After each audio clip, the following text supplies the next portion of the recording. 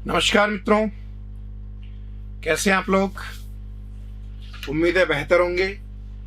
चलिए, विश्व के भूगोल के अंदर हम नक्शे की बात कर रहे थे और विशेष करके महाद्वीपों की चर्चा चल रही थी, जनरल नॉलेज की दृष्टि से या क्षेत्रीय अध्ययन के प्रभाव से। आज हम जो बात करेंगे वो करेंगे उस श्रृंखला में कुछ महाद्वीप हो गए, कुछ करने बाकी हैं। तो हमारा जो आज का महाद्वीप उसका नाम है अफ्रीका। देखिए मित्रों, जब अफ्रीका की बात करते हैं तो आप सभी जानते हैं कि अफ्रीका महाद्वीप भविष्य का महाद्वीप है, क्योंकि इसके रिसोर्सेज का भी पूरी तरह दोहन नहीं हो पाया है। तो अब इसके पास इतने संसाधन हैं कि अभी ये आने वाली पीढ़ियों को बहुत समय तक कुछ ना कुछ देता रहेगा। अफ्रीका महाद्वीप को कहते हैं काला महाद्वीप, डार्क कॉन्टिनेंट इसलिए क्योंकि आज भी इसमें बहुत सी ऐसी जगह है साहब जिसकी इंफॉर्मेशन हमको नहीं है, उसकी सूचना ही नहीं है हमारे पास। हमारे उपग्रह भी अभी तक उसके बारे में ढंग से जानकारी जुटा नहीं पाए हैं। तो अफ्रीका महाद्वीप भविष्य का महाद्वीप है। अफ्रीका महाद्वीप एक अंध महाद्वीप, डार्क काला महाद्वीप है। बाकी अगर हम बात करें तो देखो, अफ्रीका एक बहुत बड़ा महाद्वीप है। तो कहानी शुरू करते हैं साहब अफ्रीका की। इसका क्षेत्रफल लगभग, है ना, आप जानते हैं कि लगभग 30%, 29.8% लैंड पर तो एशिया फैला हुआ है वर्ल्ड के, और 20.3% लैंड पर अफ्रीका है। ठीक है साहब। तो करीब 30,06,500 वर्ग किलोमीटर का क्षेत्रफल है। इसलिए एशिया के बाद ये दूसरा सबसे बड़ा कॉन्टिनेंट है वर्ल्ड में। डेविड लिविंगस्टोन ने इसके बारे में जानकारी सबसे पहले विधिवत तरीके से दी, इसलिए उनके पक्ष में सम्मान है कि उन्होंने इसकी उत्पत्ति की, उन्होंने इसकी खोज की। इसको कहते हैं मानव की उत्पत्ति का केंद्र। इसका अर्थ यह है कि मनुष्य, यह माना गया है कि अफ्रीका में पैदा हुआ और फिर उसके बाद में वो समय समय पर प्रवासित होकर विश्व के अलग अलग कोनों तक पहुंचा। सभ्यताएं भले एशिया में पैदा हुई हो, धर्म एशिया में पैदा हुए हो, लेकिन मानव, जो आदि मानव था, वो सबसे पहले अफ्रीका से आया। भविष्य का महाद्वीप, काला या अंध महाद्वीप, ये इसकी उपमाएं हैं। विश्व में सर्वाधिक जल विद्युत उत्पादन की क्षमता, यानी दुनिया के पास जितनी इलेक्ट्रिसिटी है उसका 30% का पॉसिबिलिटीज अकेले अफ्रीका के पास है। तो अफ्रीका देखो अपने संसाधनों को अगर ढंग से चैनलाइज करे तो विश्व की कितनी बड़ी ऊर्जा जरूरत को पूरा कर सकता है। वर्ल्ड में डायमंड्स आज भी अफ्रीका नंबर 1 है। प्लेटिनम, कोबाल्ट और क्रोमियम, ये वो खनिज हैं जिनके उत्पादन में अफ्रीका पूरे विश्व में प्रथम स्थान रखता है। डायमंड में नंबर 1 है। प्लेटिनम, ये भी बहुत महंगी धातु है साहब। कोबाल्ट और क्रोमियम। एक ऐसा महाद्वीप है जिसमें से तीनों प्रधान अक्षांश रेखाएं गुजरती है। आप कभी नोटिस कीजिए, इसमें से भूमध्य रेखा, कर्क रेखा और मकर रेखा तीनों गुजरेंगी। अच्छा, चारों गोलार्धों में है। यह भी अपने आप में अद्भुत बात है। ये उत्तरी गोलार्ध में भी और दक्षिण गोलार्ध में भी, क्योंकि भूमध्य रेखा गुजरती है। ये पूर्वी गोलार्ध में भी और पश्चिमी गोलार्ध में भी, क्योंकि ग्रीनविच रेखा गुजरती है। इस तरह से चारों गोलार्धों में और तीनों प्रधान अक्षांश रेखाएं गुजरती है। जिब्राल्टर जल संधि, जो भूमध्य सागर की कुंजी है, उसके माध्यम से ये अलग हो जाता है स्पेन से, यानी यूरोप से। स्वेज नहर, जिससे आप लाल सागर में आते हैं, याद कीजिए, उसके माध्यम से अलग हो जाता है एशिया से। और बॉब अल मंडेब जल संधि, ठीक है, इसके माध्यम से भी एक बार पुनः ये एशिया से ही अलग होता है यमन में। तो ऐसे करके जिबूती और यमन को बॉब अल मंडेब अलग कर देता है। मिस्र का सिनोय प्रायद्वीप मिस्र के ही बाकी शेष भाग से स्वेज से अलग हो जाता है। और स्पेन के बीच में और मोरक्को के बीच में जिब्राल्टर जल संधि जमीन को अलग करती है। तो ये 3 स्थान ऐसे हैं जिसके द्वारा ये यूरोप और एशिया से पृथक होता है। बाकी तो इसके तीनों तरफ समुद्र है। एक है मेडागास्कर, जो इसका एक बड़ा द्वीप है, पुराना नाम उसका मालागासी था। ये इसका सबसे बड़ा द्वीप है सब, ठीक है, अफ्रीका का, वर्ल्ड में नहीं, अफ्रीका का सबसे बड़ा द्वीप मालागासी है, मेडागास्कर है। अन्य द्वीप इसके पास स्पेन के तट के पास में एजोर्स और मैडेरा। कैनारी पर अधिकार स्पेन का है। कनारी द्वीप, जिसके नाम पर कनारी की ठंडी धारा पड़ी। और एजोर्स और मैडेरा द्वीप ये पुर्तगाल के अधीन है। उनके पास अंध महासागर में ये तीनों द्वीप है। कहते हैं कि यूएनओ मेंबर इसके पास 55 है। याद रखिएगा, सबसे ज्यादा यूएनओ मेंबर इसी के पास है, भले क्षेत्रफल एशिया का ज्यादा हो। सबसे बड़ा कंट्री इनके पास जो है उसमें अल्जीरिया है क्षेत्रफल में, और सबसे छोटा सेशेल्स है। सेशेल्स हिंद महासागर में छोटे छोटे द्वीपीय राष्ट्र है। 9 जुलाई 2011 को सूडान से पृथक होकर विश्व का नवीनतम राष्ट्र बना है दक्षिणी सूडान, और ये यूएनओ का 193वां मेंबर है। सबसे नवीनतम राष्ट्र यही है साहब। राजधानी जूबा है। सूडान जो एक अशांत देश है, वहां शासन के विरुद्ध या शासन के सहयोग से विद्रोह होते रहते हैं। सूडान की सांस्कृतिक परिस्थितियों को देखते हुए दक्षिण सूडान के लोगों ने उससे अलग होने का फैसला किया, एक आंदोलन किया, और अंततः वैश्विक स्तर पर उसको स्वीकृति प्रदान की गई और एक अलग देश बन गया। तो सूडान जिसकी राजधानी खार्तूम है वो अलग देश है, और दक्षिण सूडान जिसकी राजधानी जूबा है वो अलग देश है। 2011 जुलाई के अंदर साहब इसका अस्तित्व आया। तो ये विश्व का अभी तक आज की तारीख में नवीनतम राष्ट्र है। देखो साहब, यहां देखें तो दिस इज अल्जीरिया। ये इसका सबसे बड़ा देश है क्षेत्रफल में। ये सूडान है, और इसके दक्षिण में यह है दक्षिणी सूडान। सोचो, अगर सूडान अलग नहीं होता, दक्षिणी सूडान, तो सूडान भी छोटा देश नहीं था, बहुत बड़ा मामला था। इसके प्रमुख द्वीपों में ये यहाँ मेडागास्कर है, मालागासी जिसको आप कहते हो। सबसे छोटा देश सेशेल्स ये यहाँ पर है ना, हिंद महासागर में। अन्य द्वीपों की अगर बात करें तो इसके पास में कुछ अन्य अगर द्वीपों की बात करें तो ये यहाँ पर इसके पास कुछ छोटे मोटे द्वीप स्थित है साहब। स्पेन और पुर्तगाल ने उन पर कब्जा कर रखा है। चलिए, तो ये अन्य देश, अब जो नाम आएंगे उनको हम यहाँ देखते रहेंगे। अफ्रीका का एकमात्र मोड़दार पर्वत तो है, लेकिन बाकी पर्वत इसके जरूरी नहीं कि मोड़दार हो। तो जो मोड़दार पर्वत है उनकी दृष्टि से एकमात्र पर्वत एटलस, लोकेशन देखिएगा। एटलस पर्वत इसका जो है, देखो साहब, वो यहां है ना, ये एटलस पर्वत।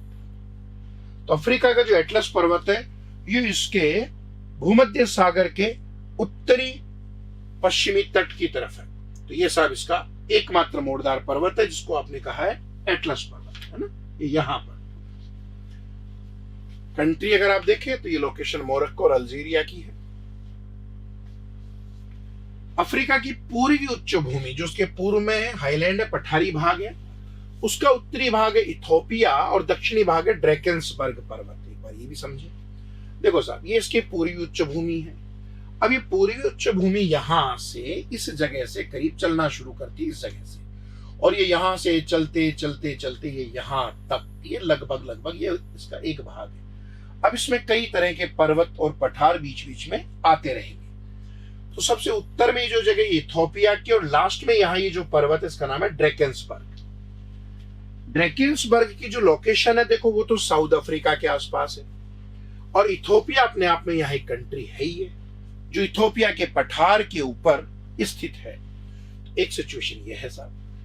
यहाँ दो सबसे ऊंचे पर्वत किलिमंजारो और केन्या है, दोनों ही ज्वालामुखी पर्वत है। अगर हम यहाँ देखें तो देखो, अफ्रीका की बात हो रही है, बीच में अगर हम, ये तो ड्रैकेंसबर्ग आ गया, ये यहाँ ड्रैकेंसबर्ग है ना, ये यहाँ एटलस है, ये इथोपियन हाईलैंड्स है ना, ये पठारी भाग है। अब मध्य में जब हम आते हैं तो देखो यहाँ पर ये जो जगह है ये किलिमंजारो पर्वत, तो वो जो श्रेणी चल रही है उसकी बात हो रही है ना। और थोड़ा सा दक्षिण में आए तो यहाँ पर ये ऊंचा भाग है केन्या। तो ये यहाँ इथोपिया है, साउथ अफ्रीका है, ये केन्या है, और ये तंजानिया के यहाँ पर इसका नाम है, इनका सबसे ऊंचा पर्वत किलिमंजारो। इक्वेटर के बहुत पास में है साहब, आप देखो, दिस इज इक्वेटर, ठीक है, और किलिमंजारो इक्वेटर के बिल्कुल पास में है। बावजूद उसके इसके ऊपर बर्फ जमती है। क्यों? क्योंकि हाइट बहुत ज्यादा है साहब। तो अगर हम देखें तो ये इसका ऊंचा भाग है जो इथोपिया से केन्या, तंजानिया होते हुए दक्षिण अफ्रीका तक जाता है, और इसमें इथोपिया जो जगह है वो पठार है, ड्रैकेंसबर्ग और किलिमंजारो पहाड़ियां हैं, और केन्या भी पहाड़ है। तो ये सिचुएशन साहब यहां बन जाती है।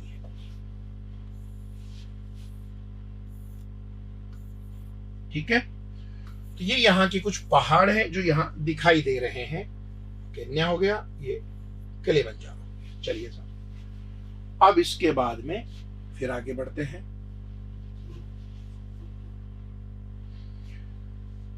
ये दोनों पर्वत है, ठीक है, एक बात है, शांत पर्वत है। ग्रेट रिफ्ट वैली ये शुरू होती है एशिया में मृत सागर यानी जॉर्डन और इजराइल की सीमा से, और केन्या तक होते हुए फिर मोजाम्बिक तक फैली हुई है। मुद्दे की बात यह है कि विवर्तनिक गतिविधि यानी जमीन के अंदर की हलचलों के कारण तो ग्रेट रिफ्ट वैली ये एशिया के मृत सागर से लेकर के, एशिया का मृत सागर मतलब जो जॉर्डन और इजराइल की सीमा पर है, विश्व का वह स्थान जो समुद्र तल से सबसे नीचा है, करीब 400 मीटर के करीब नीचा है समुद्र तल से, उस मृत सागर से लेकर के लाल सागर स्वेज नहर के पास से होता हुआ ये ग्रेट रिफ्ट वैली केन्या से मोजाम्बिक तक यानी अफ्रीका के अंदर फैला हुआ, अफ्रीका के पूर्वी भाग में। लाल सागर की जो गहराई है, वहां जो जगह है पानी, वो भी इसी के डूब क्षेत्र या इसी की गहराई में है। देखो दक्षिण में जब आते हैं तो एक जगह आती है रुडोल्फ झील का नाम, अफ्रीका में बड़ी झील है। वहां से रिफ्ट वैली दो भागों में बढ़ जाती है, एक भाग तो जा रहा है जो जा रहा है, एक भाग थोड़ा सा उत्तर की तरफ चलता है, और इसकी पश्चिमी युगांडा के न्यासा जो मलावी झील है, एक धारा एक क्षेत्र वहां तक फैला हुआ है। इसी तरह जो उसकी पूर्वी शाखा है उसमें भी कई झील आ गई, जिनमें उत्तर से दक्षिण का क्रम है, अल्बर्ट है, एडवर्ड है, कीवू है, टेंगानिका है, ठीक है। तो ऐसे करके ये बहुत बड़ी एक ग्रेट रिफ्ट वैली यहां पर बनती है। मीनिंग समझिए साहब, देखो अगर ग्रेट रिफ्ट वैली की बात करें तो मित्रों ये यहां पर ये जगह है, दिस वन, इस जगह को कहते हैं मृत सागर, डेड सी। यहां से लेकर के great rift valley Suez canal के पास से होते लाल सागर को कवर करते हुए ये जो लाल रंग दिख रहा है ये ग्रेट रिफ्ट वैली है, ठीक है। और फिर ये ग्रेट रिफ्ट वैली यहां से दक्षिण में चली, ठीक है साहब, फिर यहां से इसके दो भाग बट गए, एक भाग नीचे चला गया और एक भाग इसका ये इधर चला गया। तो एक्चुअल में जमीन यहां पर धसी हुई है, जमीन अंदर गई हुई है ना, दरार पड़ी हुई है बड़ी भारी। तो जब यहां से इसकी झीलों की बात करते हैं तो देखो साहब, ये तो है लेक मलावी जो इसके मूल स्वरूप के साथ गया हुआ है, ठीक है। यहां पर लेक तुर्काना और ये बीच के अंदर लेक क्योगा। ये लेक विक्टोरिया है, ठीक है। लेक विक्टोरिया कहां पर है मित्रों, ये जो लाइन दिख रही है 0 डिग्री भूमध्य रेखा, इसके बिल्कुल पास में है। लेक विक्टोरिया वही झील है जिसमें से अफ्रीका की नील नदी निकल करके ऐसे जाती है मिस्र की तरफ, है ना। तो लेक विक्टोरिया झील से नदियां निकलती है, पानी है, भूमध्य रेखा है। भूमध्य रेखा तो उष्णार्द्र प्रकृति का संवहनीय वर्षा होती है, खूब जल मिलता है, उस जल से कई नदियां साहब यहां से निकलती है। चलिए अगर इधर चलें तो उत्तर से दक्षिण के क्रम में देखो, उसी में ग्रेट रिफ्ट वैली की बात हो रही है। उसी में एक झील का नाम है lake Albert, lake Edward, lake Kivu और लेक टंगानिका, ठीक है।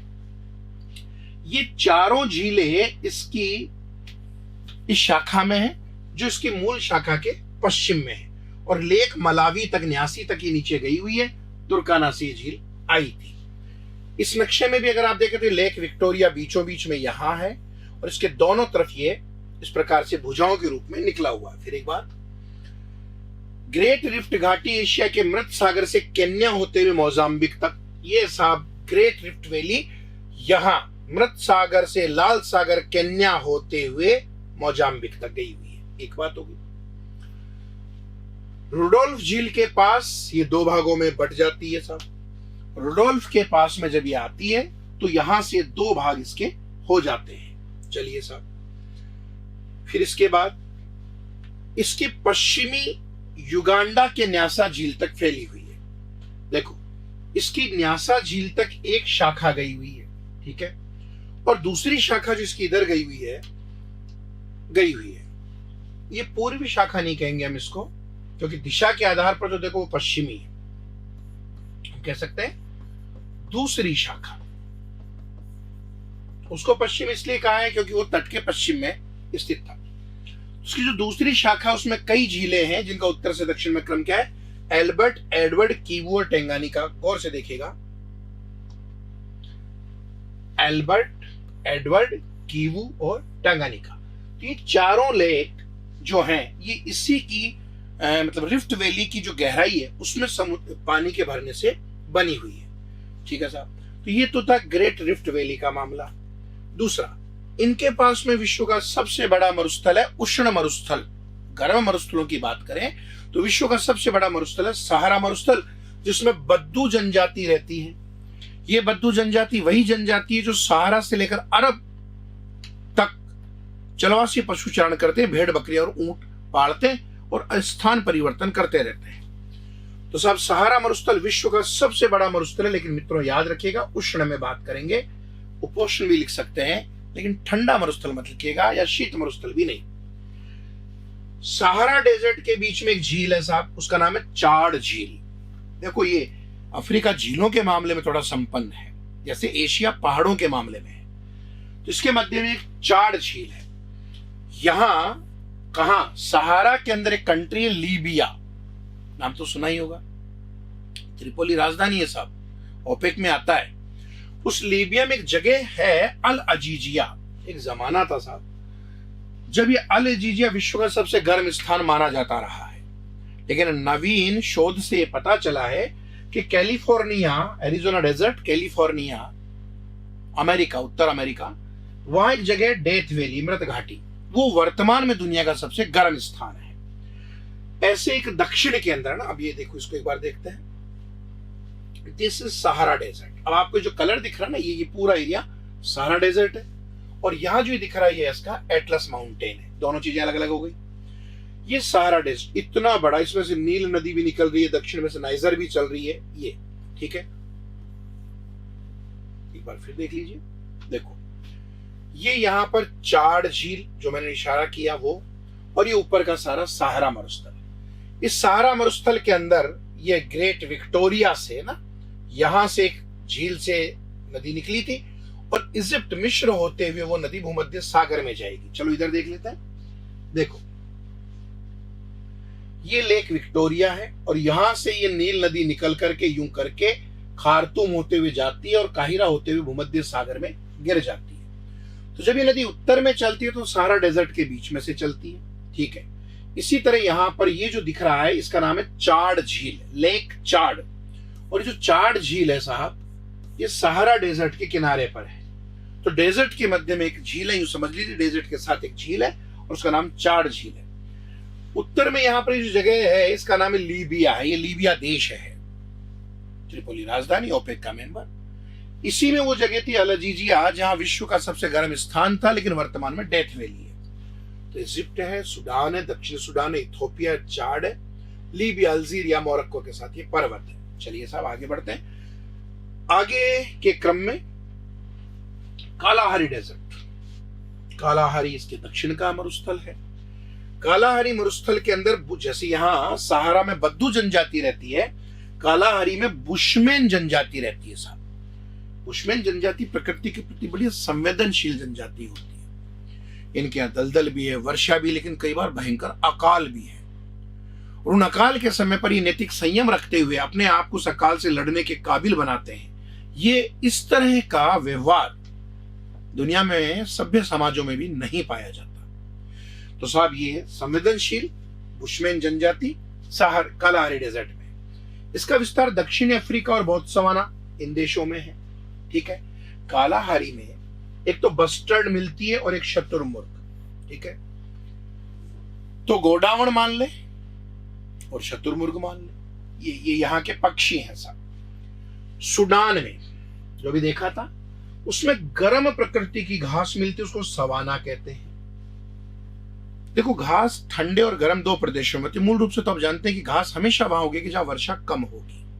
वर्षा ज्यादा होगी तो जंगल होंगे ना, और उन जंगलों के बाह्य किनारे जहां वर्षा लगातार कम होती जाती है वहां घास उगी आती है। आप किसी वन में प्रवेश करेंगे तो सबसे पहले घास ही मिलेगी आपको, घने वन तो अंदर होते हैं। तो जब आप घास के क्षेत्र से जाते हैं तो घास दो प्रकार की है, गर्म प्रदेशों में और ठंडे प्रदेशों में। क्योंकि वन भी तो दो प्रकार के हैं, चौड़ी पत्ती के और नुकीली पत्ती के। तो चौड़ी पत्ती के आसपास के वनों के साथ यानी गर्म प्रदेशों में उगने वाली जो घास होती है वो कठोर होती है, कड़ी होती है, तीखी होती है। अमूमन पशु चारा भी ज्यादा उपयोगी नहीं होता, कम उपयोगी है। लेकिन शीतोष्ण जो ठंडे प्रदेशों की घास है वो घास मुलायम होती है, पशु चारे में भी उपयोगी है और जमीन भी उपजाऊ रहती है तो खेती भी की जा सकती है। खैर, तो सब सूडान के अंदर गर्म घास मिलती है, उसको बोलते हैं सवाना घास। सूडान घास भी बोलते हैं, सवाना घास भी कहते हैं। तो जो दुनिया में सवाना शब्द पड़ा है जलवायु क्षेत्र का, वो यहीं से लिया गया है। अब उस सवाना घास के बीच बीच में कई जगह पेड़ों के झुरमुट हो जाते हैं, तो वो सूखा सा क्षेत्र, पेड़ भी पाए जाते हैं घास के बीच में। तो उस घास के क्षेत्र में जहां जहां पेड़ होते हैं, अच्छा घास का मतलब ये नहीं कि आपकी कोई गार्डन बागीचा है, ये गर्म घास है, पानी कूचे की तरह उठी हुई घास है। तो वहां जो पेड़ बीच बीच में पाए जाते हैं उनको कहते हैं पार्क लैंड। तो सवाना घास के मैदानों में मिलने वाले वृक्षों के समूह को पार्कलैंड कहा जाता है। ठीक है साहब, ये स्थिति भी यहां बनती है। तो देखो साहब, अब अगर हम यहां आए तो ये लिख रखा है द डेजर्ट ऑफ कालाहारी, ये कालाहारी मरुस्थल है। एक बात तो कालाहारी मरुस्थल जहां बुशमैन रहते हैं, इसका विस्तार अगर हम देखें तो कालाहारी मरुस्थल साहब ये जगह है बोत्सवाना और ये जगह है दक्षिण अफ्रीका, इनके साथ है ना, यहां पर फैला हुआ है कालाहारी मरुस्थल। ये सूडान है जहां सवाना प्रकार की घास पाई जाती है, जो गर्म प्रकृति की घास है, तीक्ष्ण और उष्ण घास है, किसी काम नहीं आती है। तो ऐसे करके अगर हम देखें तो ये साहब एक स्थितियां थी। चलिए आगे बढ़ते हैं। अब एक बार फिर से ये अफ्रीका के स्थितियों के बाद ये आगे आ गए। अब देखो अगर हम यहां देखें तो यहां पर इस नक्शे में भी आप देख पा रहे हैं कि ये लेक एल्बर्ट है, लेक रुडोल्फ है, लेक ताना है, लेक न्यासा या मलावी है, लेक टंगानिका है, लेक विक्टोरिया। याद रखिएगा, विक्टोरिया झील ब्रंश घाटी में नहीं है, विक्टोरिया झील ब्रंश घाटी में नहीं है। इसी तरह चाड झील ये भी ब्रंश घाटी में नहीं है। ठीक है, तो साहब ये स्थितियां तो एक बार फिर से आपको मैं याद दिला दूं, एल्बर्ट है, एडवर्ड है, कीवी है और टंगानिका है, इस लेग में ये है। ठीक है, इधर ये तुर्काना है और ये मलावी है। ठीक है, अगर हम यहां देखें तो देखो, जस्ट अ मिनट, ये यहां पर रुडोल्फ, ठीक है, ये ऊपर की तरफ एक झील रुडोल्फ है। अब इन सबको ध्यान से देखो तो जो बीच की झील ये विक्टोरिया है, बताओ ये तो इस लाल वाले निशान में तो आई नहीं रही ना। इसका मतलब ये विक्टोरिया लेक जो इसकी सबसे बड़ी लेक है अफ्रीका की, ये ब्रंश घाटी में नहीं आती, ये थोड़ा सा ध्यान रखिएगा। सहारा डेजर्ट में चाड झील है, ये आपका कालाहारी मरुस्थल आ गया जिसकी हम बात कर रहे थे। ठीक है, और ये सूडान है और सूडान में यहां पर ये घास पाई जाती है। तो साहब ये यहां तक की बात हमारी हो चुकी है। चलिए आगे बढ़ते हैं। झील की बात चल रही थी, सूडान की बात होगी। विक्टोरिया देख लिए भी हमने, इस महाद्वीप की सबसे बड़ी झील है। इससे संसार की सबसे लंबी नदी 6690 किलोमीटर लंबी नील नदी निकलती है, जिस पर मिस्र में अस्वान बांध बनाया गया है। तो नील नदी का उद्गम विक्टोरिया झील से है, संवहनीय वर्षा के जल से है। चलिए, इसमें एक नदी है ब्लू नील, ब्लू मतलब नीली नील, जिसके ऊपर एक बांध बना रखा है सोनार बांध। ठीक है, ये ब्लू नील निकल करके आती है इथोपिया की टाना झील से। इथोपिया कहां था? वो पूर्वी उच्च भूमि पठार पर। ठीक है, निकल कर कहां आती है? खार्तूम। खार्तूम किसकी राजधानी है? सूडान की, वर्तमान सूडान की, और दक्षिण सूडान की राजधानी जुबा। निकल करके खार्तूम में आती है। और एक होती है व्हाइट नील, श्वेत नील। श्वेत नील कहां से आती है?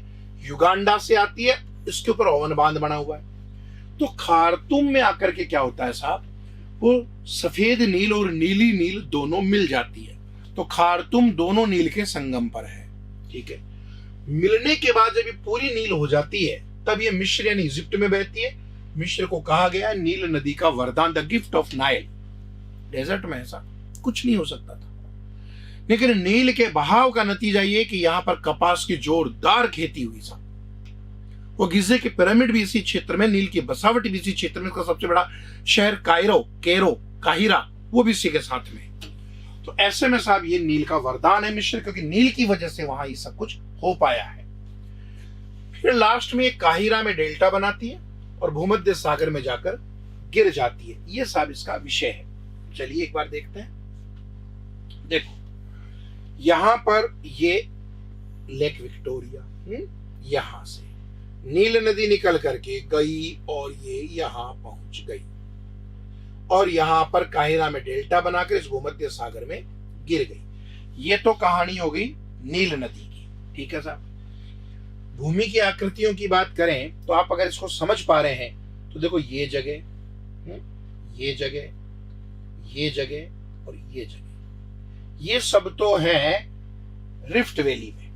और ये जो बीच में नीला दिख रहा है ये आपकी विक्टोरिया है, जहां से नदी निकलती है और ये इस तरह से बहती हुई आकर अंतिम समुद्र में गिर जाती है। इसका नाम नील नदी है, दैट इज नाइल। चलिए और थोड़ा समझे तो देखो ये यहां पर एक है, ये विक्टोरिया झील आ गई, ठीक है। ये यहां से एक नदी आई, ये ब्लू नील है ना, ये ब्लू नील इधर से कहां से आ रही है? ब्लू नील इथोपिया से आ रही है ना, टाना झील से। इथोपिया में कहां से आ रही है साहब? ब्लू नील टाना झील से। विषय को पकड़ेगा। ये इथोपिया की टाना झील से निकल करके कौन सी नदी आ गई? ब्लू नील आ गई साहब। व्हाइट नील कहां से आएगी? व्हाइट नील याद कीजिए, व्हाइट नील आएगी सुडान, युगांडा से। व्हाइट नील इधर से आ गई, कहां मिल गई? खार्तूम में। फिर पानी लेकर चले जाओ, समुद्र में गिर जाओ। तो ऐसे करके अगर हम यहां देखें तो ये दो नील नदी हो गई है ना। एक बार फिर से, यहां तक तो क्लियर है हमारा? एक बार समझिए। देखो ये यहां पर अगर हम देखें तो दिस इज युगांडा है, this is Ethiopia, this is Sudan. तो युगांडा से नदी निकल करके आएगी व्हाइट नील, और इथोपिया से ब्लू नील, मिलने के बाद मूल नील। इस प्रकार से सारी नदियां यहां पर बहती हैं। तो यहां से भी अगर हम देखें तो ये टाना झील की तरफ से तो नदी निकल करके आती है नीली नील, और युगांडा की तरफ से नदी निकल करके आती है सफेद नील, ठीक है। सॉरी,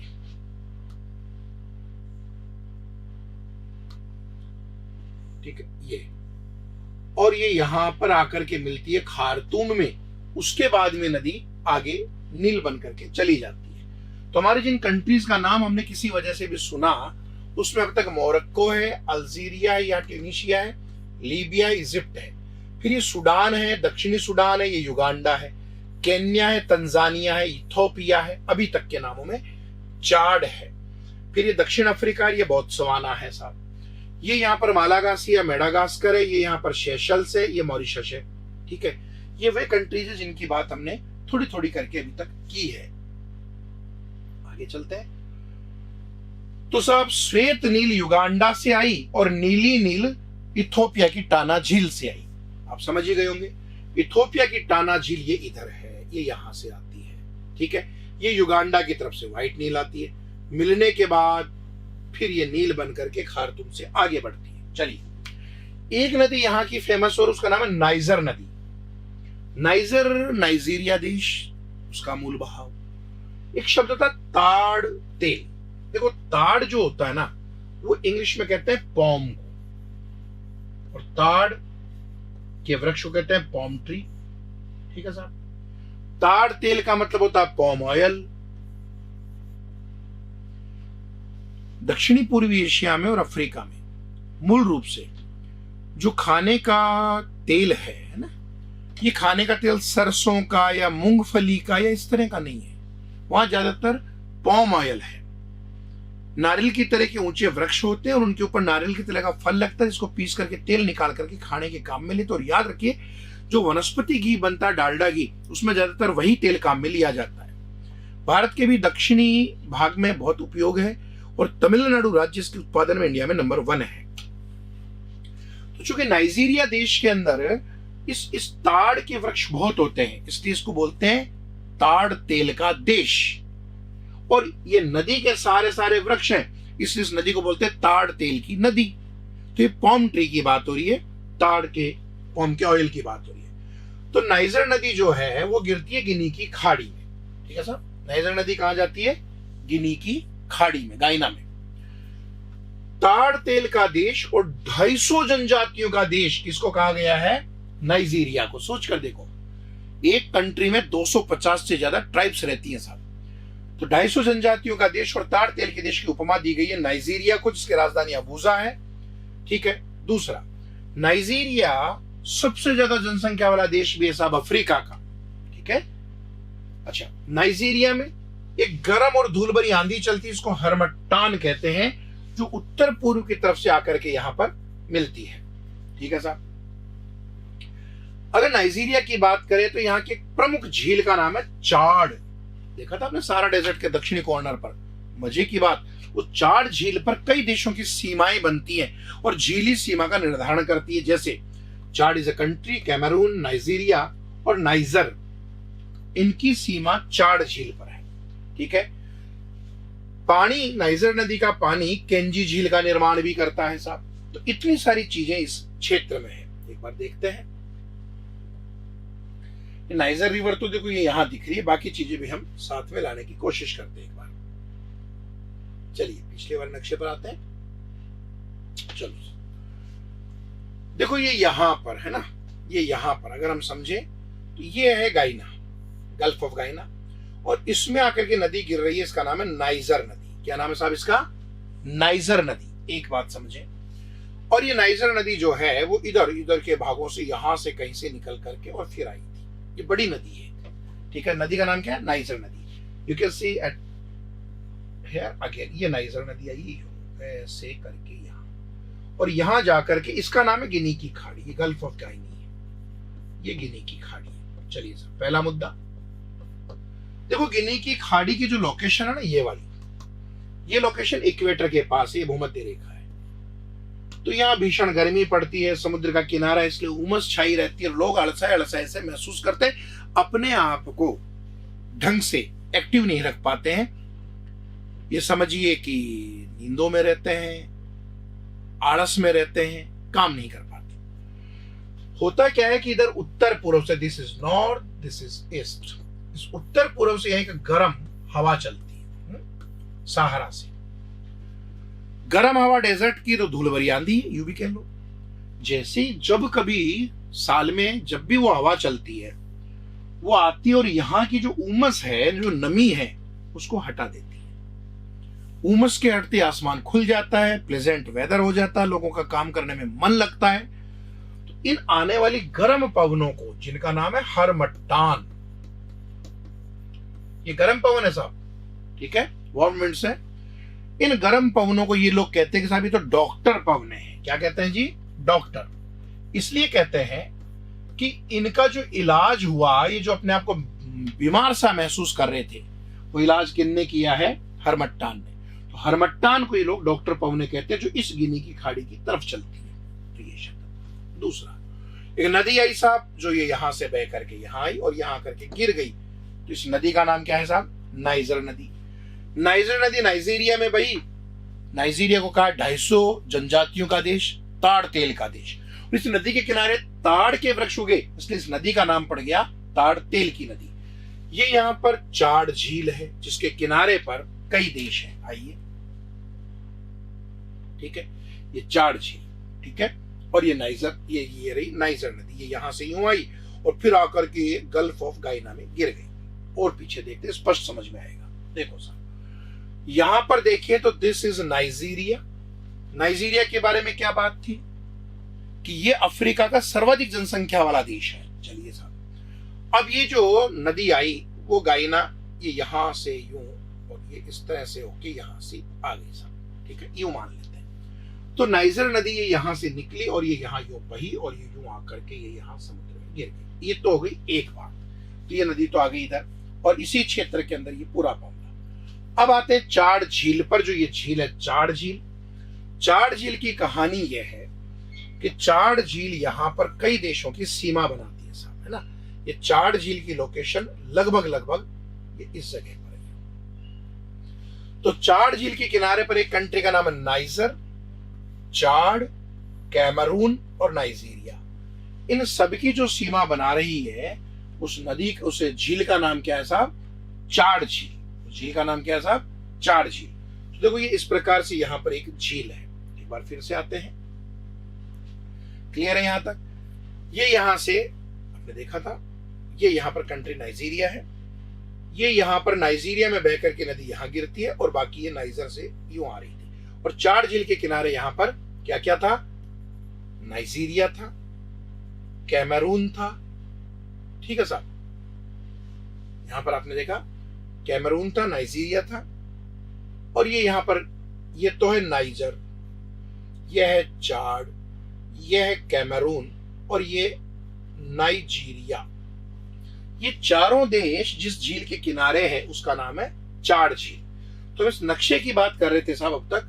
तो जिन जिन देशों का नाम आता जा रहा है उनको हम फ्री करते जा रहे हैं। तो चाड, नाइजर, नाइजीरिया और कैमरून ये सब किस पर जुड़े हुए हैं? चाड झील पर। और इधर की तरफ से, गायना की तरफ से माली, बरकानो फासो, नाइजर, नाइजीरिया होते हुए नदी इधर आती है। चलिए, तो ये तो ही एक। आगे बढ़ते हैं साहब।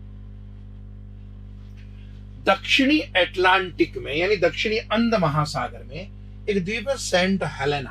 द्वीप का नाम क्या था? Saint Helena.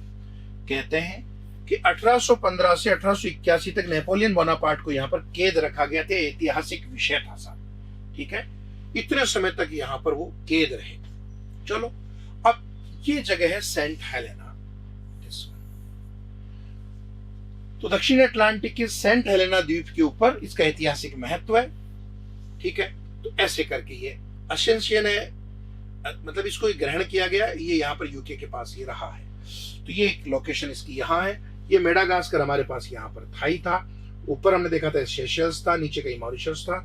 ये अन्य इसके द्वीपीय देश हैं। फिर आगे बढ़ेंगे साहब। एक लिख रखा है कि अटलांटिक तट पर स्थित पश्चिमी अफ्रीकी देश है गिनी। कहते हैं बॉक्साइट के भंडार, नॉट प्रोडक्शन। प्रोडक्शन में तो ऑस्ट्रेलिया आगे है, भंडार।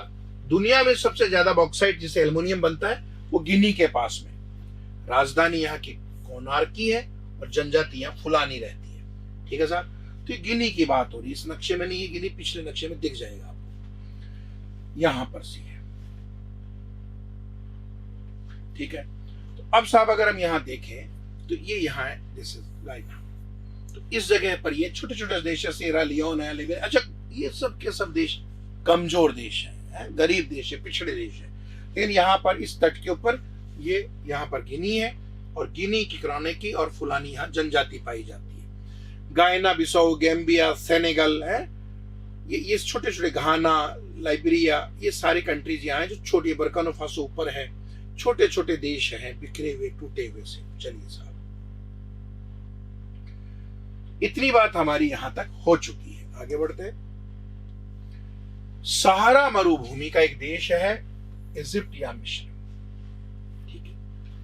इसको कहा गया है सहारा का मरुद्यान। उपमा है मरुभूमि का उद्यान, ओएसिस या नखलिस्तान। देखो, आप जानते होंगे कि डेजर्ट में अगर मान लीजिए कहीं पर पानी मिल जाता है झील की तरह भरा हुआ, किसी भी वजह से बेडाइन कहलाती है।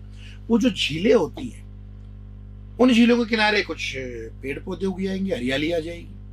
तो पूरे डेजर्ट के बीच में वो एक ऐसी जगह हो जाती है जहां पानी और हरियाली है। तो पक्षी, छोटे मोटे जानवर, वो भी वहीं आसपास डेरा डाल लेंगे। तो साहब स्वाभाविक रूप से मानवीय सभ्यताएं भी वहीं रुकने लग जाएगी। तो डेजर्ट के अंदर जहां जीवंतता, लिविंगनेस है, उस जगह को हम कहते हैं मरुद्यान या ओएसिस। सहारा का ओएसिस आपने नाम सुना होगा।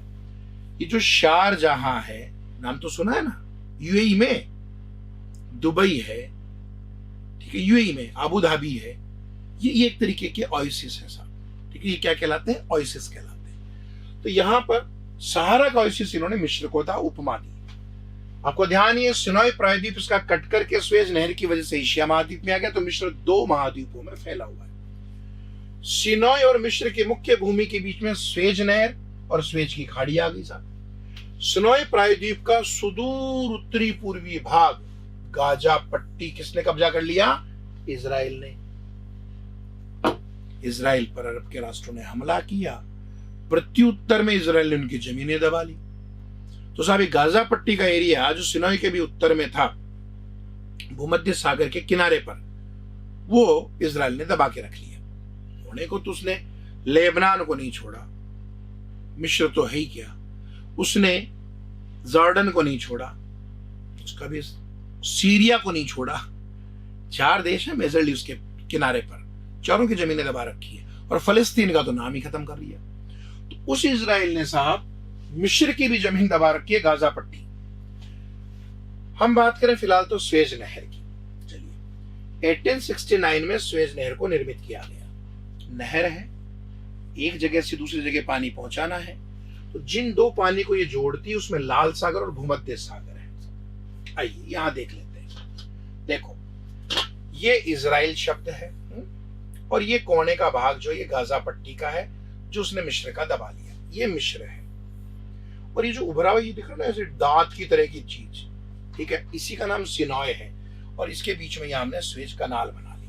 आते हैं साहब और समझे। देखो, ये जो जगह है मैं इन 3 बिंदुओं को जोड़ रहा हूं, इसका नाम है स्वेज कनाल। क्या नाम है साहब इसका? स्वेज नहर। 1869 में बनी हुई थी। अब ये स्वेज नहर जो नीला नीला दिख रहा है, ये किनको जोड़ रहा है? ये जोड़ रहा है यहां पर, ये जो जगह इसका नाम लाल सागर, और यहां पर इस जगह का नाम है भूमध्य सागर। ओके, फिर क्या है साहब? इसका जो दक्षिणी पोर्ट है, ये गोला जो बन रहा था, इसको बोलते हैं स्वेज, पोर्ट स्वेज। और इसका जो उत्तरी कोना है यहां पर, इसको बोलते हैं पोर्ट सईद। तो पोर्ट सईद उत्तर में है और पोर्ट स्वेज दक्षिण में है। पोर्ट सईद से पोर्ट स्वेज तक ये नहर फैली हुई है, इसका नाम है स्वेज नहर। भूमध्य सागर को लाल सागर से जोड़ती है स्वेज नहर। स्वेज नहर 1869 में अंग्रेजों ने बनाई थी, लेकिन मिस्र की आजादी के साथ गिफ्ट में मिल गई। तो साहब एक तो ये कि ये मिस्र तो है यहां, अब आप खुद देख पा रहे होंगे यहां कि व्हाइट नील तो इस युगांडा से आ रही है साहब, ये व्हाइट नील रही, और ब्लू नील ये टाना झील से आ रही है इथोपिया से, ये ब्लू नील रही, और दोनों जहां जुड़ रही है ये सूडान देश का खार्तूम दिख रहा है। फिर यहां से मिलकर के नील कहलाती है, और ये नील इस काहिरा में बह करके डेल्टा बनाकर भूमध्य सागर में गिर जाती है। इजराइल ने मिस्र की जमीन दबा रखी है गाजा पट्टी के नाम से यहां पर, और ये इजराइल जेरूशलम इजराइल ये यहां पर है। ठीक है, ये होगी एक बात। चलिए, ये दिख रहा होगा आपको लाल सागर लिखा हुआ, रेड सी, ठीक है, और यहाँ ये भूमध्य सागर है। इस लाल सागर से भूमध्य सागर को जोड़ने वाली ये है स्वेज नहर, जो दुनिया की सबसे व्यस्ततम नहर मानी गई है साहब। इस नील नदी जो आ रही है, इस पर देखो यहाँ ये असवान बांध बना हुआ है साहब, ठीक है। ये इस तरह से एक एक नक्शे के ऊपर एक एक चीजें चलती रहती है साहब। और फिर ये नील नदी आगे जा करके ये नील कहां गिर गई? कायरा। अब जो आपने गीजा के पिरामिड सुने होंगे ना, मिस्र के नाम पर गीजा के पिरामिड चलते सब, जिनमें ममीज बनाई गई, वो गीजा देखो इसी नहर के किनारे पर है। ये पिरामिड शब्द लिख रखा, ये भी इसी के किनारे पर है, ठीक है। तो ये पूरा एरिया आ गया है ना। और ये कायरो, काहिरा, ये काला काला जो दिख रहा है ये कैरो है, यहाँ की राजधानी है मिस्र की। तो एक्चुअल में ये पूरा जगह मिस्र कहलाता है, और हम इस मिस्र को देख पा रहे हैं यहाँ पर। तो ये जो मिस्र है, यहाँ से नदी गुजरती है, और ये नील का वरदान कहलाता है। विषय पर आते हैं साहब। तो लाल सागर और भूमध्य सागर को जोड़ता है, जिसका उत्तरी सिरा तो क्या कहलाता है? पोर्ट सईद, और दक्षिणी सिरा क्या कहलाता है? Suez, port Suez. इन दोनों नगरों के बीच में यहाँ झीलें हैं साहब, मंजाला झील, तिमसा झील और इस्माइलिया नगर। तो अगर आप देखें तो बीच में यहाँ पर है ना एक इस्माइलिया नगर पड़ता है, बीच में यह अल इस्माइलिया लिख रखा है, और मंजाला और तिमसा झील है। उन झीलों को भी अगर आप देखेंगे कभी, तो उन झीलों को भी स्वेज कैनाल के अंदर ही समा लिया गया, तो वो पानी उनके साथ जोड़ दिया गया साहब। चलिए, यहां अप्रैल और मई में, कहां पर साहब? मिस्र की बात हो रही है। अप्रैल और मई में दक्षिण की ओर से, दक्षिण क्या है इसका? Sahara desert.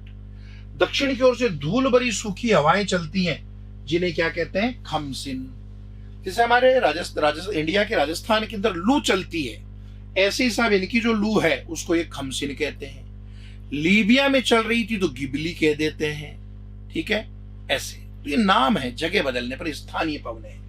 तो यहां पर यह है। यहाँ कपास की खेती की जाती है नील नदी के किनारे पर। यहाँ खेती करने वाले किसानों का वर्ग कहलाता है फल्लाह। वो कृषि कहलाती फल्लाह कृषि है साहब। नील नदी पर एक बांध बनाया गया, आपने देखा भी, उसका नाम है असवान बांध। ये इसका सबसे ऊंचा बांध है, किसका? नील नदी का।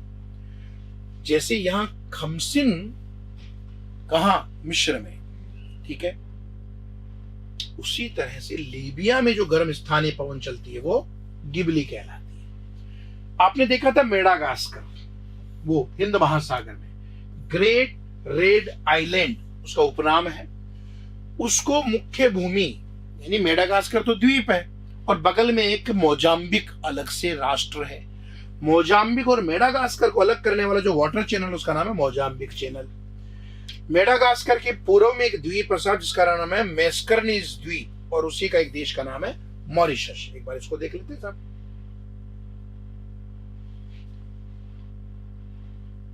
चलिए यहां देखें, ये लिख रखा है मोजाम्बिक चैनल है, ये मेडागास्कर है और ये यहां पर मोजाम्बिक देश का नाम है। और क्लियर समझते हैं, पीछे के नक्शे में था भी, देखो साहब, ये यहां पर मेडागास्कर है, ये यहां पर मोजाम्बिक देश है, दोनों के पीछे वाटर चैनल है, मोजाम्बिक चैनल कहलाएगा। ये मोजाम्बिक चैनल आपको यहां भी दिखेगा, दिस वन, ये मोजाम्बिक चैनल है ना, ये मेडागास्कर, ये मालागास्कर, ये मोजाम्बिक है। अब ये सेशल्स ऊपर की तरफ आ गया था, नीचे की तरफ जब चलते हैं तो देखो यहां लिख रखा है मॉरिशस, ये मॉरिशस कंट्री यहां आ गया। तो अगर हम यहां देखें तो यहां, अच्छा यहां पर क्या है, छोटे छोटे द्वीप और है साहब, है ना, थोड़ा ऊपर की तरफ ये यहां दिख रहे हैं। इन द्वीपों को यहां कहा जाता है पेम्बा और जंजीबार। क्या कहते हैं जी? पेम्बा और जंजीबार। ये पेम्बा और जंजीबार द्वीप दुनिया में सबसे ज्यादा लौंग का उत्पादन करते हैं, क्लोव का, वो भी इस किनारे पर है साहब। तो इनके द्वीपीय देश है जो किनारे पर चल रहे हैं। तो हमने इतनी सारी चीजें यहां पर देखी साहब। ये पूरा एरिया क्लियर है। फिर ये हम इधर आ गए, ये बीच का कुछ भाग यहाँ इतना विकसित भी नहीं है तो चर्चा में भी नहीं रह पाता। चलिए साहब, तो मेडागास्कर के पूर्व में तो आपने यहां देखा कि एक स्वेज नहर 1869 के अंदर बनाया था। ब्रिटेन ने पैसा लगाया, मिस्र की जमीन थी और फ्रांसीसी आर्किटेक्ट थे फर्डिनेंड डी लेसेप्स, उनके माध्यम से इसको बनाया गया साहब। उन्होंने बहुत नहर को खुदाई करवाई, जोड़ा, लेकिन नहर की प्रॉब्लम यह है कि उसमें से एक समय में एक ही जहाज गुजर सकता है। इस मजबूरी के चलते समय भी लगता है। मिस्र ने जब इस नहर का 1967 के अंदर नेशनलाइजेशन किया, यानी राष्ट्रीयकरण, अधिग्रहण, तो टैक्स लगा दिए साहब, और इतने भारी टैक्स लगा दिए कि ठीक है समय बचता है लेकिन पैसा बहुत लगता है। तो ऐसे करके, लेकिन फिर भी विश्व की सबसे ज्यादा व्यस्त नहर मानी गई है। पोर्ट सईद उत्तर में, पोर्ट सुएज दक्षिण में है, दोनों के बीच में मंजाला, तिमसा और इस्माइलिया नगर है। मंजाला और तिमसा यहाँ की झीलों के नाम है, ठीक है। यहाँ खमसिन चलती है, नील के किनारे कपास की खेती करने वाले किसानों को फल्लाह कहते हैं, असवान बांध है। लीबिया में गिबली चलती है। मेडागास्कर जो ग्रेट रेड आइलैंड कहलाता है वो मोजाम्बिक चैनल द्वारा मोजाम्बिक देश से अलग होता है, और मेस्करस द्वीप में मॉरिशस देश है। तो ये आपकी कहानी थी यहां तक, ठीक है। अब आगे बढ़ते हैं साहब। देखो एक देश है कांगो या जायरे, जो इसके भूमध्य रेखा में यानी बीचों बीच में है लगभग। कांगो या जायरे को वन्य प्राणियों की अधिक विविधता के कारण, ठीक है, विविधता, बायोडाइवर्सिटी, भूमध्य रेखा पर ऐसा खूब तो गर्मी पड़ती है और खूब ही बरसात होती है, तो उष्णार्द्र प्रकृति के कारण स्वाभाविक रूप से बायोडाइवर्सिटी बहुत ज्यादा होती है। तो जैव विविधता इतनी अधिक होती है कि इस कांगो का नाम ही रख दिया द ग्रेट जू, विशाल चिड़ियाघर, सब तरह के पशु पक्षी पाए जा रहे हैं ऐसा। तो कांगो या जायरे इक्वेटर के ऊपर स्थित है साहब। इसको वनों का देश भी कहते हैं, क्योंकि जंगल, मैंने कहा ना, जब बरसात खूब होगी, गर्मी बहुत पड़ेगी, तो स्वाभाविक रूप से जंगल बहुत घने होंगे और बहुत ज्यादा होंगे। वनों का देश है। यहाँ एक सीसी मक्खी पाई जाती है, कहते हैं कि वो काट लेती है तो आदमी मर जाता है, जानवर भी मर जाते हैं, तो जहरीली मक्खी भी मिलती है। विश्व का सबसे ज्यादा कोबाल्ट का जो भंडार है वो कटंगा क्षेत्र में है। कटंगा पठारी क्षेत्र है साहब, और कांगो के दक्षिण के अंदर पठारी क्षेत्र, जैसे हमारे यहाँ छोटा नागपुर का पठार है ना, बूटी मोन्टाना अमेरिका में है, उसी तरह कटंगा जो कांगो का है वो खनिजों की दृष्टि से समृद्ध क्षेत्र है। ये एक नदी भी बहती है, इसका नाम है कांगो या जायरे नदी। और इस नदी के क्षेत्र में यानी कांगो देश में भी ये जनजाति रहती, पिग्मी जनजाति। कहा जाता है कि इसकी हाइट छोटी होती है, विश्व में जनजातियों में सबसे कम औसत आयु इसी की मिलती है, और इस दुनिया की सबसे पुरानी जनजाति मानी जाती है, जो आज भी उसी अवस्था में रह रही है जैसा प्रकृति ने इसको बनाया था। ठीक है साहब। ये जो कांगो नदी है ना, ये दुनिया में अमेजन के बाद, आफ्टर द अमेजन, विश्व की दूसरी सबसे अधिक पानी बहाने वाली नदी है। पानी जो बहता है नदी में, फ्लो, क्या विशेषता। अजी साहब, अमेजन भी भूमध्य रेखा पर ही बहती है, ब्राजील में, और ये भी। तो दोनों के पास में उष्णार्द्र जलवायु है, दोनों के पास संवहनीय वर्षा का पानी है, खूब पानी है, बरसात तो कभी रुकेगी नहीं। तो अमेजन में खूब पानी बहता है, नंबर 2 पर कांगो में बहता है। इस कांगो या जायरे नदी पर स्टेनली और लिविंगस्टोन, ये क्या है साहब, वाटरफॉल है, झरने हैं। स्टेनली और लिविंगस्टोन कहते हैं कि दुनिया में सबसे ज्यादा विद्युत उत्पादन की क्षमता यदि किसी नदी में है तो वो नदी कांगो है। 13% पूरी दुनिया का जल विद्युत अकेले बना सकती है। नदी में कांगो, देश में नेपाल, महाद्वीप में अफ्रीका। जायरे नदी जिसकी बात हो रही है, इसके किनारे किंशासा शहर का नाम है। ये विषुवत रेखा को 2 बार काटते। अच्छा, किंशासा किसकी राजधानी साहब, कांगो की राजधानी।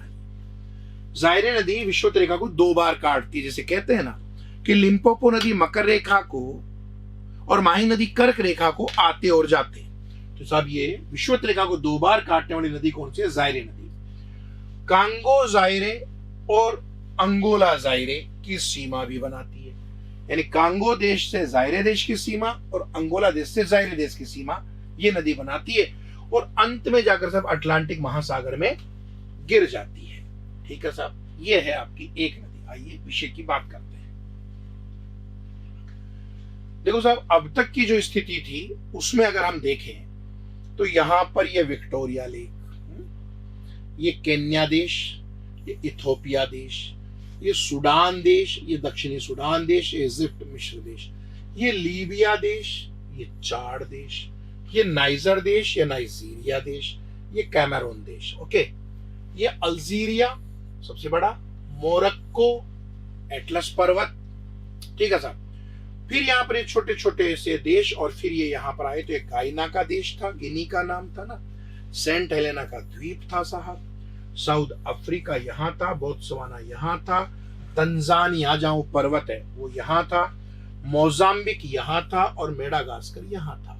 यहाँ पर सेशल्स की बात भी हो चुकी है, यहाँ पर इधर की तरफ देखें तो मॉरिशस की बात भी हो चुकी है, और फिर यहाँ पर एक केन्या देश था, ये आ ही गया। ठीक है, अब आते हैं Congo. This is Congo, democratic Republic of the Congo. ठीक है, अब इसकी बात है साहब कांगो की, समझ गए होंगे लोकेशन को देखते हुए। ये कांगो यहां पर है साहब, बीचों बीच में। आइए, ये कांगो रिवर दिख रही है, ये यहां से निकली, ऐसे उत्तर में गई और फिर वापस आई। तो इस चक्कर में क्या होता है, इक्वेटर को 2 बार काट देती है, एक बार जाते समय, एक बार आते समय। ठीक है साहब, ठीक कांगो रिवर की लोकेशन है। एक बार फिर और देखते हैं। आइए देखो, ये यहां पर है ना, यहां पर ये लिख रखा है जायरे या कांगो नदी। ये कांगो नदी आकर यहां समुद्र में गिर रही है। ये कांगो नदी ऐसे है ना, उत्तर की तरफ से ऐसे आ रही है, तो ये कांगो नदी है। तो कांगो नदी जब आती है तो इस तरह से बहती हुई ये नदी, ये कांगो बेसिन है मध्य क्षेत्र में। तो ये इक्वेटर है साहब, और ये इक्वेटर यानी भूमध्य रेखा यूं गुजरती है। तो ये कांगो एक बार जाते हैं, एक बार आते हैं, दोनों बार इसको काट देती है। तो यहां अगर हम देखें तो देखो, ये कांगो रिवर यहां से आई ऐसे, फिर ये यहां आकर के समुद्र में गिर गई। तो जब ये समुद्र में गिरी तो आपने देखा ये इक्वेटर भूमध्य रेखा लाइन, तो एक बार जाते समय, एक बार आते समय इसको काट देती है। तो कांगो नदी ऐसी नदी है जो 2 बार इसको, ये यहां भी देख सकते हैं आप, ये कांगो रिवर यहां से आ रही है और ये ऊपर जाती है, फिर ये यहां आती है, तो भूमध्य रेखा को ये 2 बार काट देती है। जब ये नदी बहती है तो छोटे छोटे से देशों के बीच में सीमा बना लेती है। ठीक है, जैसे अब ये कांगो या जायरे जो कंट्री है, तो कांगो या ये यहां से निकल के आई, आपको ध्यान है, फिर ये यहां गई, फिर ये यहां से आई, और ये यहां। अब ये जो है एक कंट्री और एक ये, तो जायरे और कांगो के बीच में। फिर ये नीचे आती है यहाँ पर, तो ये अंगोला के और जायरे के बीच में। तो ऐसे करके दो जगह पर बॉर्डर बना करके फिर समुद्र में गिर पाती है सब। तो कांगो या जायरे नदी भूमध्य रेखीय नदी है, इक्वेटर पर बहती है और इक्वेटर को 2 बार काटती भी है। तो ये जायरे नदी है जिसके किनारे किंशासा है, कांगो जायरे के बीच में, अंगोला जायरे के बीच में बॉर्डर भी बनाती है। अब देखो एक शब्द है हॉर्न। हॉर्न कहते हैं सींग को, अफ्रीका का सींग। हॉर्न अफ्रीका का मतलब क्या हो गया, ये जो भाग है ना, ये समझिएगा, ये जो भाग है ये एक सींग की तरह निकला हुआ है, इसलिए इस जगह को बोलते हैं हॉर्न ऑफ अफ्रीका। पूर्वी अफ्रीका का भाग है। कंट्री कौन कौन है साहब? एलो सोमालिया, ये किनारे पर है पूरा। इथोपिया ये यहाँ पर है ना, किनारे पर, छोटा सा, इसका नाम है जिबूती, है ना। और ये किनारे पर यहाँ, इसका नाम है इरिट्रिया। बस 4 देश मोटे मोटे तौर पर शामिल हो जाएंगे। तो ये कहते हैं कि हॉर्न ऑफ अफ्रीका में क्या है? सोमालिया, इथोपिया, इरिट्रिया और जिबूती। इन 4 देशों को मिलाकर के हॉर्न ऑफ अफ्रीका कहते हैं। और इन देशों में मसाई जनजाति इस पठार पर, इथोपिया का पठार है साहब, इसी इथोपिया देश के जिस पठार पर अवस्थित है उसको बोलते हैं एबिसीनिया का पठार। ठीक है, ये देखो गौर से इस इथोपिया को, ये भी चारों तरफ से जमीन से घिरा हुआ देश है। आप देखना यहाँ पर ये इथोपिया है, इसको देखो ध्यान से, इसके चारों तरफ जमीन है साहब। इरिट्रिया, इथोपिया जो एबिसीनिया का पठार कहला रहा है। फिर एक कंट्री यहाँ पर आपने देखा ये सोमालिया है, छोटा सा, बीच में जिबूती है और ये यहाँ पर इरिट्रिया है। मित्रों ये चारों देश मिलकर के हॉर्न ऑफ अफ्रीका कहलाते हैं। तो लगभग लगभग हमारी इधर की सारी चीजें हो रही है। इक्की दुक्की चीज जो बच रही है उसको हम और देख रहे हैं। अच्छा, बीच का भाग आपने देख ही लिया था, ये कांगो या जायरे नदी आ रही थी साहब। ठीक है, चलिए साहब, कांगो या जायरे की वजह से कंट्री अंगोला यहां गया था, कांगो यहां गया था और ये यहां की तरफ एक कंट्री रह गया था हमारा जायरे के नाम से। तो ऐसे करके ये मध्य का भाग था। ठीक है, अब यहां देखें तो देखो ये नामीबिया, नामीब का मरुस्थल है, इसी के साथ आएगा। जाम्बिया और जिम्बाब्वे का नाम अभी 2 मिनट में आ जाता है। तो ये दक्षिण का, मध्य का और पूर्व का भाग। उत्तर के अंदर जो महत्वपूर्ण कंट्री थे ये सारे आ गए थे। अभी इधर का जो मैंने आपसे कहा छोटे छोटे से देश है, इनका वैसे भी कोई बहुत महत्व नहीं रहता है, क्योंकि ये कहीं डेवलपमेंट में या किसी भी चीज में उपयोग में आते ही नहीं है। ठीक है, यहां तक की बात हो गई। तो अब तक के जो कंट्रीज हमारे सामने, वो आपके सामने थे, वो हॉर्न ऑफ अफ्रीका आ गया था। अगला नाम देखो, दक्षिणी अफ्रीका एक उच्च पठार है, ऊंची जमीन है, और इसका पूर्वी भाग कहलाता है ड्रैकेंसबर्ग पर्वत। ठीक है साहब, यहां देखें, देखो ये दक्षिण अफ्रीका है और यहां पर देखो तो दक्षिण अफ्रीका का ये जो भाग ये कहला रहा है ड्रैकेंसबर्ग पर्वत। एक तो होगी ये बात, ये दक्षिण अफ्रीका है। ठीक है, अगर यहां भी देखेंगे तो स्थिति वही है। ठीक है, तो ये जो पूरा पार्ट है ना, ये देखो यहां से ये ड्रैकेंसबर्ग ये लिखा हुआ दिख रहा है, ये ड्रैकेंसबर्ग। ठीक है ये पूरा का पूरा साउथ अफ्रीका का मामला, दिस इज साउथ अफ्रीका। तो पहला तो पठार पर है और इसका पूर्वी भाग एक पर्वत, इसका नाम ड्रैकेंसबर्ग है। चलिए, यहाँ की प्रमुख नदी का नाम लिम्पोपो है, जो मकर रेखा को 2 बार काटती है और हिंद महासागर में जाकर के गिर जाती है। इस नदी के पूर्व में यहाँ शीतोष्ण घास के मैदान वेल्ड्स कहलाते हैं। वेल्ड्स को या हाई वेल्ड्स को बात एक ही। तो देखो साहब, अगर यहाँ ध्यान से देखो तो एक नदी का नाम है लिम्पोपो नदी। ठीक है, एक नदी का नाम क्या है साहब यहाँ? लिम्पोपो नदी। लिम्पोपो नदी का महत्व यह है कि लिम्पोपो नदी 2 बार मकर रेखा को काटती है। जैसे भूमध्य रेखा को 2 बार काटने वाली नदी कौन सी थी? भूमध्य रेखा को 2 बार काटने वाली नदी थी कांगो या जायरे नदी। उसी तरह लिम्पोपो नदी साहब 2 बार काटती है मकर रेखा को। ठीक है, पहला तो उसकी बात कर लेते हैं, जो 2 बार लिम्पोपो नदी काट के मकर रेखा को जाती है। मकर रेखा बनी हुई वही देख लेते हैं। ठीक है,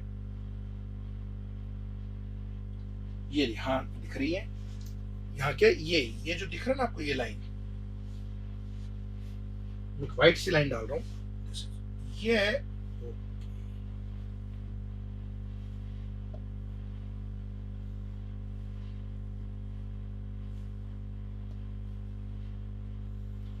ये व्हाइट लाइन जो दिख रही है ये है मकर रेखा। अब यहां पर अगर हम लिम्पोपो को देखते हैं तो लिम्पोपो नदी की स्थिति है कि नदी आई यहां से यूं, फिर यूं, फिर यूं आकर यूं समुद्र में गिर गई। तो लिम्पोपो नदी वो नदी है जो मकर रेखा को दो बार काटती है साहब। लिम्पोपो नदी मकर रेखा को दो बार काटती है। तो एक तो ये बात होगी। अच्छा वहीं एक बार और देख लेते हैं। दूसरा, अगर आप देख रहे हैं तो इसके यहां पर लिख रखा हाई वेल्स, ठीक है, हाई वेल्स। ये हाई वेल्स यहाँ के, ये जो दिख रहा है ना, ये वाला हिस्सा बिल्कुल ग्रीन, ये यहाँ के शीतोष्ण घास के मैदान है, मुलायम घास के, जहां पर खेती करते हैं, पशु पालते हैं। ये लिम्पोपो नदी यहां से यूं गई, मकर रेखा को दो बार काट के फिर समुद्र में गिरी साहब। ओके, ये कांगो नदी भूमध्य रेखा को दो बार काट करके, ये नील नदी व्हाइट नील युगांडा से निकल करके गई थी और टाना झील इथोपिया से नील आई थी, खार्तूम में मिल गई और फिर ये दोनों नील मिलकर के कैरो में डेल्टा बनाकर भूमध्य सागर में गिर गई थी। ये ताड़ तेल की नदी नाइजर नदी नाइजीरिया, ये यहाँ पर आ गई थी साहब। तो ऐसे करके ये कुछ प्रमुख नदियां भी और बाकी हैं। तो हम यहाँ पर देखें तो ये एक तो ये नदी लिम्पोपो, लिम्पोपो नदी मकर रेखा को दो बार काटती है, इसकी विशेषता है। और इसके पास में यहाँ हाईलैंड जेल्ट्स बने हुए हैं। चलिए साहब, ये देखो यहाँ लिख रखा है दिस इज लिम्पोपो, ठीक है, क्या लिख रखा है साहब, लिम्पोपो। लिम्पोपो नदी की सिचुएशन क्या है, ये लिम्पोपो नदी यहां से आई, ऐसे गई, फिर ये यहां पर गई और फिर ये यहां से इस तरह से ना दक्षिण में मुड़ गई और मुड़ करके समुद्र में गिर गई। इस दरमियान ये जो लाइन दिख रही है आपको, ये मकर रेखा है। इसको जाते और आते दो बार इसने काट दिया, एक तो काम हो गया। अब यहां अगर हम देखें, ठीक है, अगर हम ये लिम्पोपो रिवर लिख रखा है, ये लिम्पोपो रिवर यहां से गई, ऐसे गई और ये जाकर गिर गई।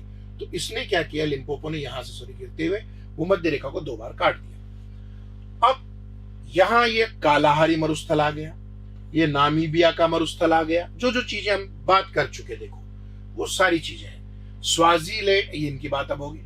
अब यहां पर क्या होता है कि यहां एक हाई वेल्स, गौर से देखना, ये जगह ये हाई वेल्स बोल रहे हैं। हाई वेल्स कुछ नहीं है साहब, वेल्स घास के मैदानों के नाम है जिनकी वजह से यहां पर खेती होती है, पशु पाले जाते हैं। एक तो ये बात होगी। हाई वेल्स में देखो वॉल नदी बहती है, ऑरेंज नदी बहती है, इस क्षेत्र की नदियां हैं जो यहाँ पर पशुपालन को और खेती को प्रमोट करती है। तो ये थोड़ा बड़ा किया इसलिए स्पष्ट दिखाई दे रहा है। तो ड्रेकिंसबर्ग है, हाईलैंड्स वेल्स है और ये लिम्पोपो रिवर है। अभी और भी चीजें यहाँ की। यहाँ का सबसे बड़ा नगर इस क्षेत्र का है जोहान्सबर्ग, जबकि जो प्रशासनिक राजधानी वो है प्रिटोरिया।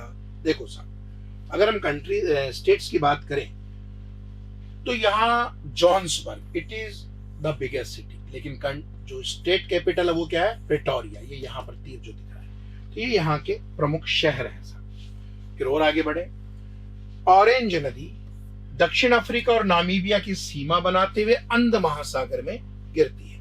अब अगर आप यहां से देखें तो जैसा मैंने आपसे कहा था कि ये यहाँ पर एक रिवर है साहब, ऑरेंज रिवर, ठीक है। मजे की बात ये इधर से निकल करके आ रही है ऑरेंज, और ये निकल करके यहां से यूं जाती है और फिर यूं बह करके इधर गिरती है, ठीक है। ये ऑरेंज रिवर है। जब ऑरेंज रिवर यहां से निकल करके ये देखो, आप समझ पा रहे होंगे, ये ऑरेंज लिखा है। ये ऑरेंज नदी गई, फिर यहां से गई, फिर यहां से, अब ये फिर ऑरेंज लिखा है, फिर यहां से जाकर के अंत में समुद्र में गिर गई।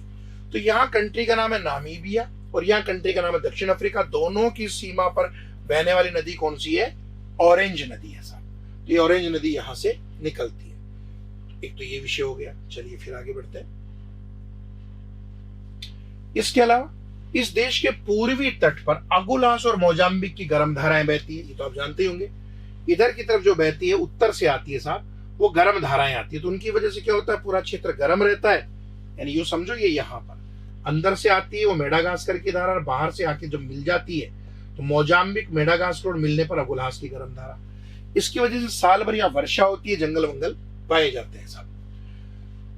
संसार में सबसे ज्यादा क्रोमाइट और प्लेटिनम का उत्पादन कौन सा कंट्री करेगा, दक्षिण अफ्रीका करेगा। याद कीजिए, गांधी जी जहां गए थे और आजादी की जो चिंगारी उनके मन में थी वो यहीं से उठी थी। तो ये साउथ अफ्रीका कंट्री है। फिर इसके बाद में यह एक जगह विटवाटरलैंड, पहाड़ियों का नाम है विटवाटरलैंड, और वहां एक जगह का नाम है ट्रांसवाल जो जोहान्सबर्ग है।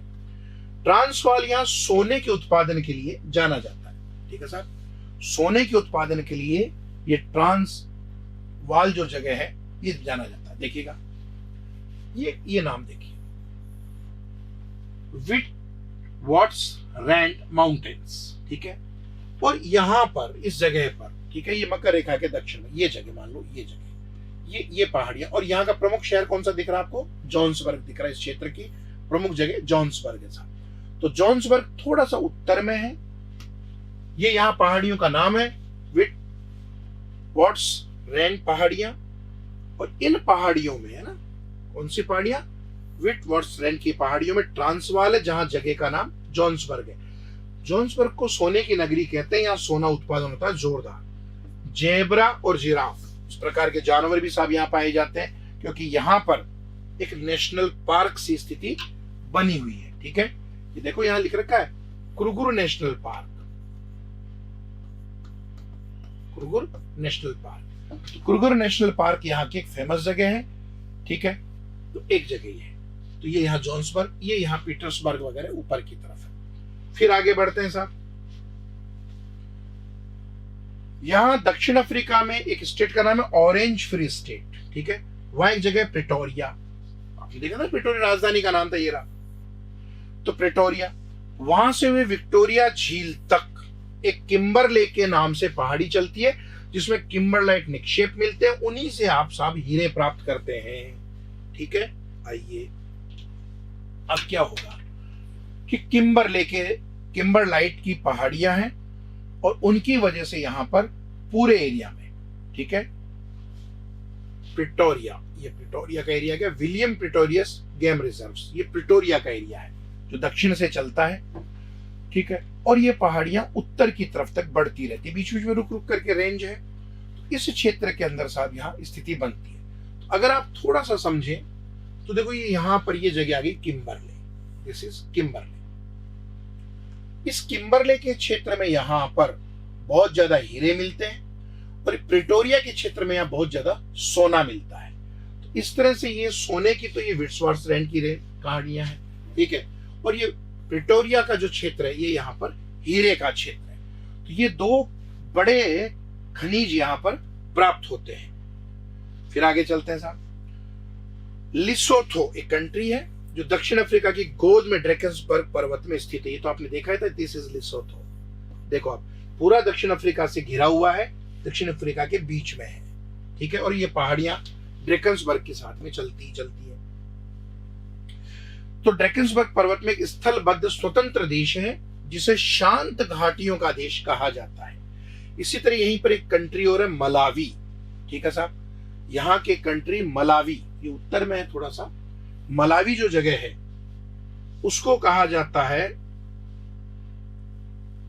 अफ्रीका का स्विट्जरलैंड। एक बार वापस हम उसी नक्शे पर जहां हम कंट्रीज गिन रहे थे वहां चलते हैं। देखो साहब, अब ये दक्षिण अफ्रीका है, ये बोत्सवाना है, ये यहां पर आ गया लेसोथो और एस्टनी, ठीक है। मलावी जो है वो न्यासा, ये मलावी, यहां पर मलावी या न्यासा झील के लिए प्रसिद्ध था। फिर यहां पर ये जगह आ गई, तो पूरा का पूरा एरिया कवर हो रहा। अब एक आएगी जेम्बेजी नदी, वो क्या करेगी? इस जाम्बिया और जिम्बाब्वे की सीमा बनाएगी साहब, रोडेशिया की। तो इस तरह से हम अफ्रीका के लगभग सभी कंट्रीज तक पहुंचने की कोशिश कर रहे हैं, जिनके नाम से हम जगह पर पहुंच सके। तो लास्ट में हमने देखा था कि शांत घाटियों का देश लेसोथो को कहते हैं, और मलावी को कहते हैं अफ्रीका का स्विट्जरलैंड, ठीक है साहब। मलावी उत्तर में था और ये लेसोथो यहां पर था। आगे बढ़ेंगे। जिम्बाब्वे, इसका पुराना नाम रोडेशिया है, अफ्रीका महाद्वीप के दक्षिणी भाग में जाम्बेजी और लिम्पोपो नदियों के मध्य में स्थलाबद्ध देश है, ठीक है साहब। इन दोनों के बीच में एक स्थलाबद्ध देश है। हम यहां देख सकते हैं इस नक्शे पर, अगर हम देखें, क्योंकि इसमें तो छोटा दिख रहा है, वैसे तो कोई बात नहीं। यहां पर देखें, ये तो है जाम्बिया और ये है Zimbabwe. There are two countries. पीछे चलते हैं। देखो साहब, जाम्बिया और जिम्बाब्वे के साथ में जब हम देखें तो ये है जाम्बेजी नदी जो यहां दिख रही है। जाम्बेजी नदी जब गुजरती है तो जिम्बाब्वे और जाम्बिया के बीच प्राकृतिक सीमा बना देती है, ठीक है। तो ये यहां पर आप देखेंगे, ये जाम्बेजी नदी है, दिस इज, तो ये जाम्बेजी नदी इस तरह से ऐसे। अब ये क्या करती है? इन दोनों के बीच में सीमा बना देती है। इसका जो महत्व है वो इस बात को है कि विक्टोरिया फॉल होता है? इसके ऊपर बड़ी चीज ये है, कंट्रीज की अगर बात करें, तो देखो ये जाम्बिया है और ये जिम्बाब्वे है, ये लिम्पोपो नदी और जेम्बेजी नदी, ये इनकी बॉर्डर बनाती हुई समुद्र में यहां से यूं गिरती है साहब। तो यह दक्षिण की एक फेमस नदी ये भी थी। तो हम लास्ट में चले एक बार। तो यहां पर जिम्बाब्वे और जाम्बिया की सीमा जैम्बेजी नदी बनाती है, जिस पर विश्व का सबसे चौड़ा विक्टोरिया जलप्रपात स्थित है। दुनिया का जो सबसे चौड़ा जलप्रपात है वो जाम्बेजी नदी पर। चौड़ा का मतलब आप समझते ही हैं, ऐसे विड्थ में, हाइट पर नहीं है। तो ये विक्टोरिया जलप्रपात जो 1700 मीटर की चौड़ाई और करीबा बांध, ये दोनों किस पर है? जाम्बेजी नदी पर। जाम्बिया की प्रमुख झील है मवेरू, जो जायरे की सीमा पर है। यहाँ की एक प्रसिद्ध झील है टंगानिका, जो तंजानिया और जायरे की सीमा पर है। और एक है करीबा, जो जिम्बाब्वे की सीमा पर है। तो यहाँ 3 झीलें भी हैं साहब, एक बार देख लेते हैं। देखो यहां पर छोटी छोटी सी ये झीलें यहां बनी हुई है। ये यहां पर एक और स्पष्ट नक्शे में देखें,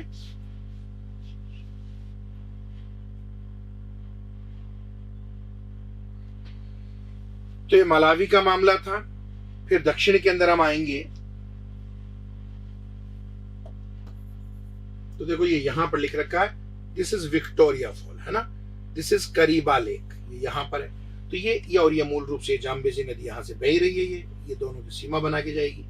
तो यहां पर है, इस तरह से अब यहां पर ये नदियां हैं। तो जाम्बिया, जिम्बाब्वे, ये पूरा दक्षिणी अफ्रीका का एरिया यहां पर कवर हो गया।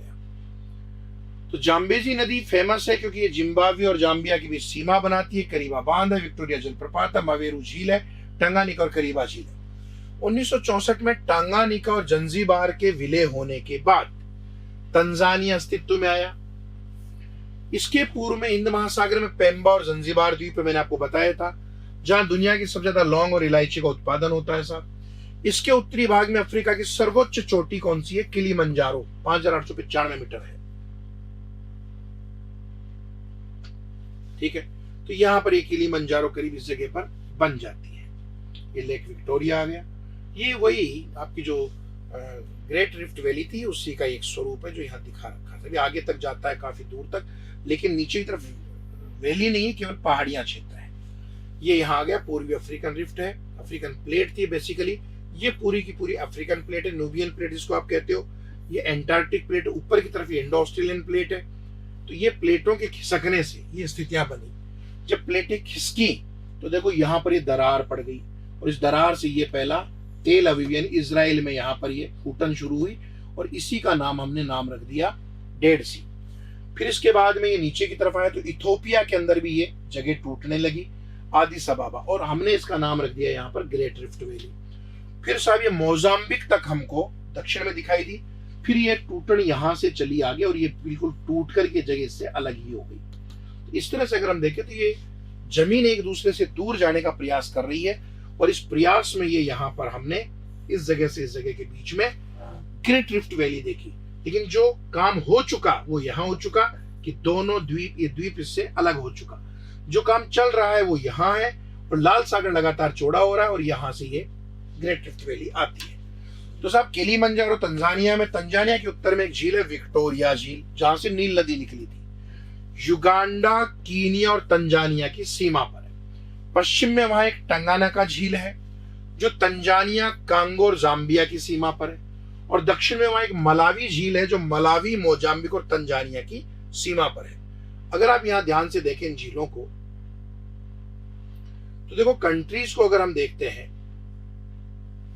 ठीक है, तो यहाँ एक नक्शा देख लेते हैं। ये यहां पर है जैसे, अब यहां पर एक ये तंजानिया है, कंट्री आ गया, कांगो आ गया, केन्या आ गया, युगांडा आ गया, मलावी आ गया, जाम्बिया आ गया। तो ये सब झीलों के साथ बड़े हुए कंट्रीज हैं। तो मित्रों यहां करके हम देखें तो ये था हमारा अफ्रीका। अफ्रीका की सबसे बड़ी खूबी मैंने आपसे कही थी कि ये झीलों का मामला, ग्रेट रिफ्ट वैली, दोनों तरफ के डेजर्ट, पहाड़ियां, नदियां। तो अफ्रीका अपने आप में एक भौतिक रूप से बड़ा समृद्ध क्षेत्र है। नेक्स्ट क्लास में नेक्स्ट महाद्वीप की बात करेंगे। नमस्कार, थैंक यू, धन्यवाद।